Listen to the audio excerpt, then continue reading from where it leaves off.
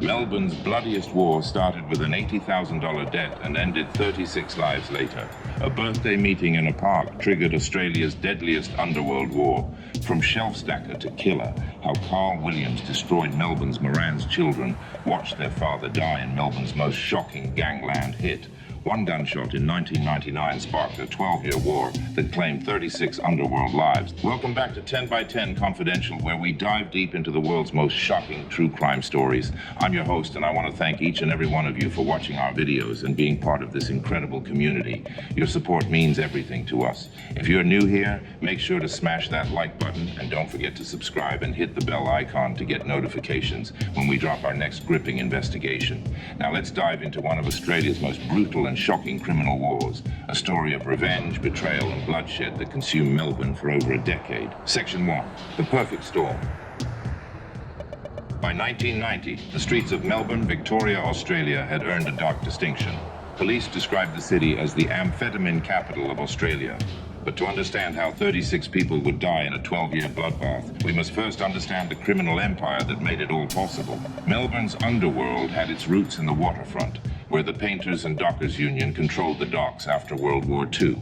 The union operated like a mafia, controlling the flow of drugs, primarily heroin and cocaine, through the port. The Melbourne markets served as a distribution point for illegal drugs because of its close proximity to the docks. By the mid-1990s, one man dominated Australia's drug trade like no other. His name was John Higgs, and he was Australia's #1 trafficker of amphetamines. Higgs was not just any criminal. He was a well-connected figure with a wide network of contacts both in the underworld and among corrupt police officers. But in 1996, Higgs's empire came crashing down. His arrest would trigger one of the country's most expensive criminal investigations. The case became controversial when a major cache of drugs linked to Higgs and his syndicate mysteriously vanished from the storage depots of Melbourne's drug squad, almost certainly thanks to corrupt police involvement. The downfall of Higgs created a power vacuum in Melbourne's criminal underworld. Younger criminals became keen to enter the drug trade and fill the space left by Higgs's arrest. Among them were two men who would become the central figures in Melbourne's bloodiest chapter, Jason Moran and Carl Williams. The Moran family was Melbourne criminal royalty, third-generation crooks with reputations as gunmen, drug dealers, and enforcers. They were well known on the waterfront, at the abattoirs, and on the racetrack. Carl Williams, by contrast, was a former supermarket shelf stacker with big ambitions but little pedigree in the underworld. The catalyst that would ignite Melbourne's Gangland war came in 1998 with two brutal murders. On January 16, 1998, at his home in Templestowe, 40-year-old Alphonse Gangitano was preparing for what would be his last night alive.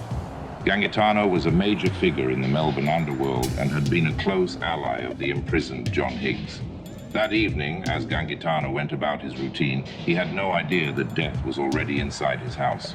Sometime after nightfall, in the cramped laundry room of his own home, Alphonse Gangitano was shot and killed while wearing only his underwear. The crime scene told a disturbing story. A coroner's report would later directly implicate two men, Jason Moran and Graham Kinneberg. Both were found to have been in Gangitano's home in Templestowe when the murder took place. However, investigators could not establish which man pulled the trigger. The physical evidence was chilling.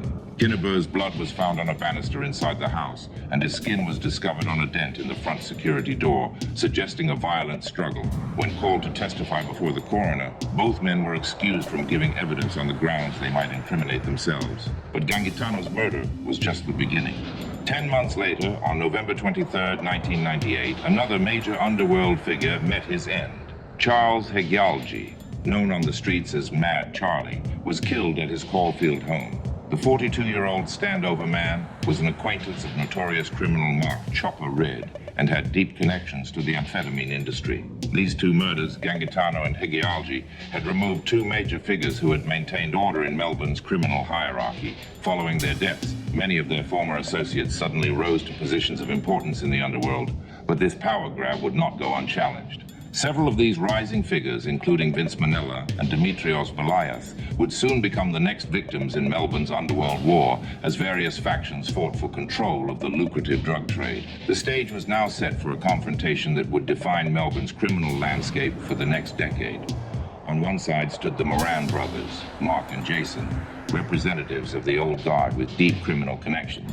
On the other was Carl Williams, the ambitious outsider determined to carve out his own empire. The collision between these forces would come on a dusty afternoon in October 1999 in a small suburban park that would become ground zero for Australia's bloodiest underworld war. What happened that day would spark a chain of retribution and revenge that would claim the lives of 36 people, including, ultimately, the life of Carl Williams himself. But on that October afternoon, as Williams drove his rental car to meet the Moran brothers, none of them could have imagined the carnage that would follow. Section 2, The Point of No Return. October 13th, 1999, Carl Williams' 29th birthday.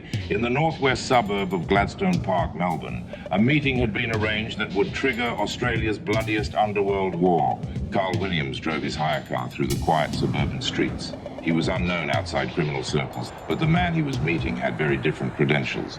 The meeting had been arranged to discuss business, specifically the selling of amphetamines.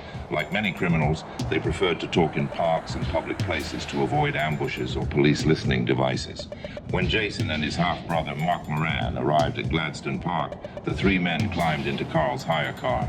They drove around the suburban streets until they found what they were looking for, a small reserve in Barrington Crescent. It was mid-afternoon, and the small park was flanked by residential homes. What happened next would change everything. The conversation turned to money, specifically the $80,000 that Carl Williams owed the Moran family.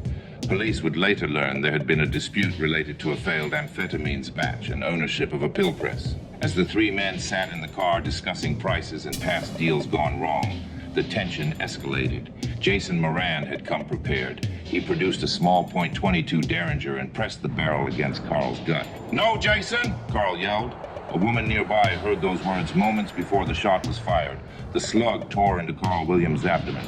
Williams would later tell police he blacked out and could not identify the shooter. But investigators had little doubt about what had happened in that small suburban park. The evidence was clear.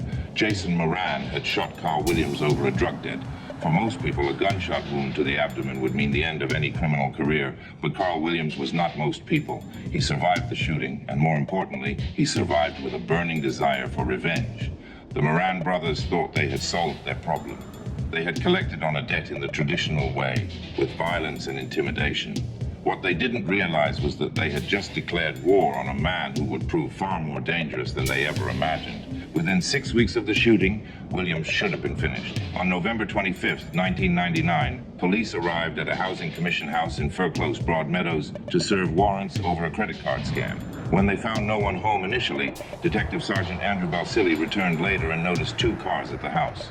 What started as a low-level fraud investigation became a $20 million drug bust.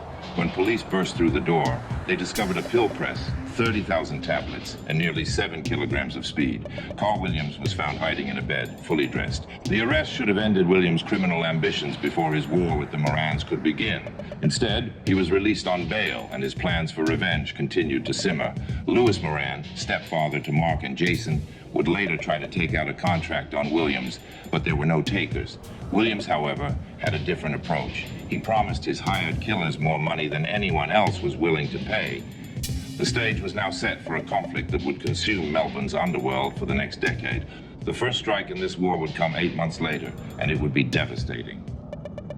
Section 3, The First Blood. June 15th, 2000, Aberfeldy, Melbourne, a quiet suburban street where luxury homes sat behind high-security gates. Mark Moran had just returned home in his white Holden ute. At 35 years old, he was a veteran of Melbourne's underworld, part of the city's drug trade for decades. But Mark had grown careless. Instead of parking safely behind his security gate, he chose to park on the street outside his house. It was a decision that would cost him his life. As Mark Moran stepped out of his vehicle, a gunman was waiting. The weapon of choice was a shotgun, devastating at close range. Multiple shots rang out in the quiet suburban street. Mark Moran was dead before he hit the pavement. The execution had all the hallmarks of a professional hit. It reeked of inside information. Someone had known Moran's movements and routines. Police immediately suspected Carl Williams, and they raided his house the next day. The war that began in Gladstone Park 8 months earlier had escalated. Carl Williams had survived being shot by the Morans, and now he was striking back. Louis Moran, stepfather to both Mark and Jason, immediately called what he termed a council of war. 7 men attended that meeting at the Moran family home. The Morans had many enemies, but they narrowed the field down to 3 suspects. Williams and his crew were by no means the favorites. At that time, they were still seen as minor players. We still didn't know we were in a war, a Moran insider would later say. The killing of Mark Moran marked a turning point in Melbourne's underworld. What had started as a debt collection gone wrong was now a blood feud, and Carl Williams had proven he was willing to kill to get his revenge. For the Morans, it was the beginning of the end. Of the 7 men who attended Louis Moran's Council of War, 6 would eventually be killed. The old guard's time was ending, and a new, more ruthless generation was taking control. The next 3 years would see the violence escalate dramatically. Bodies would fall across Melbourne as various factions fought for control of the lucrative drug trade. The violence would spill into public spaces, shocking ordinary citizens and drawing the attention of law enforcement. By 2003, the situation had become so serious that Victoria Police would establish a dedicated task force to investigate what the media had dubbed the Gangland killings. The Piranha Task Force would eventually identify 36 murders connected to the Underworld War. But in June 2000, as Mark Moran lay dead on an Aberfeldy street, none of this was yet clear. All that was certain was that Melbourne's criminal underworld had entered a new and bloodier chapter. Carl Williams had sent his message. The war was on. The most shocking murder was yet to come, one that would take place in broad daylight, in front of children, and would horrify the entire city of Melbourne. Section 4. The Children's Football Clinic. Saturday morning, June 21st, 2003, the Cross Keys Hotel in Essendon, Melbourne. What should have been a day of innocent childhood fun was about to become the scene of Melbourne's most shocking gangland execution. Jason Moran had brought 5 children to an Auskick football clinic, including his own 6-year-old twin son and daughter. The 35-year-old underworld figure sat in a parked blue van with his minder, 40-year-old Pasquale Barbaro, watching the children play. The football clinic had just finished. Parents and children were scattered across the area, collecting equipment and saying their goodbyes. It was the kind of suburban scene that played out across Australia every weekend, except this one was about to turn deadly. At approximately 10:30 in the morning, 2 men approached the van where Moran and Barbaro sat waiting. Without warning, they opened fire. The gunshots shattered the peaceful morning air. Parents screamed. Children ran in terror. Among those witnesses were Jason Moran's own 6-year-old twins, who watched in horror as their father was executed before their eyes. Both Jason Moran and Pasquale Barbaro died in a hail of bullets. The shooters, later identified as Victor Brincat and Thomas Henschel, ran across the football oval and over a Moonee Ponds Creek footbridge to a waiting vehicle. The audacity of the killing shocked even hardened police officers. This was not a hit carried out in the shadows of Melbourne's underworld. This was a public execution in broad daylight, with children as witnesses. The message from Carl Williams could not have been clearer. Nowhere was safe, not even a children's football clinic. The killing marked a new low in Melbourne's gangland war. For the first time, innocent children had witnessed a murder. The line between the criminal underworld and ordinary suburban life had been completely erased. Detective Chief Inspector Andrew Allen, speaking to the media, captured the horror of what had occurred. This is not just an attack on these individuals. This is an attack on the community. Children were present, families were present. This crosses every line of decency. The Moran family, once the dominant force in Melbourne's underworld, was now facing extinction. Mark Moran was dead. Jason Moran was dead. Only Louis Moran, the patriarch, remained. But Carl Williams was not finished. The violence had reached a crescendo, but there would be more blood to come. The very public nature of Jason Moran's murder had attracted unwanted attention from law enforcement. Victoria Police knew they had to act. In June 2003, just days after the Essendon shooting, Victoria Police established the Piranha Task Force under the command of Assistant Commissioner Simon Overland.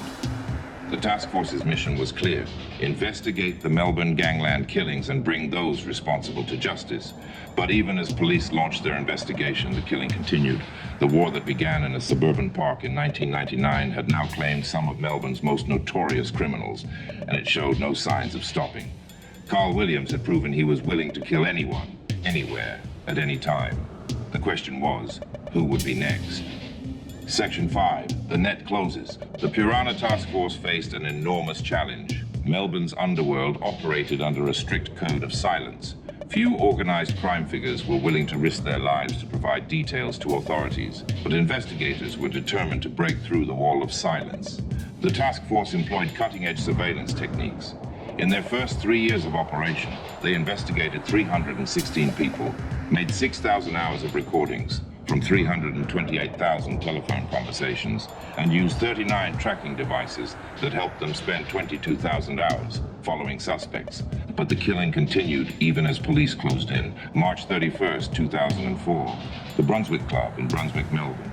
Louis Moran, the 62-year-old patriarch of the Moran family, had been warned that his life was in danger. Police had advised him to stay away from his usual haunts, but Louis Moran was not a man who hid from anyone. That evening, Louis sat in the front bar of the Brunswick Club with his close friend and fellow former docker, Bert Rout. They had been warned, but they were not prepared for what happened next. At approximately 6:40 in the evening, two men wearing balaclavas burst through the front entrance. They carried shotguns.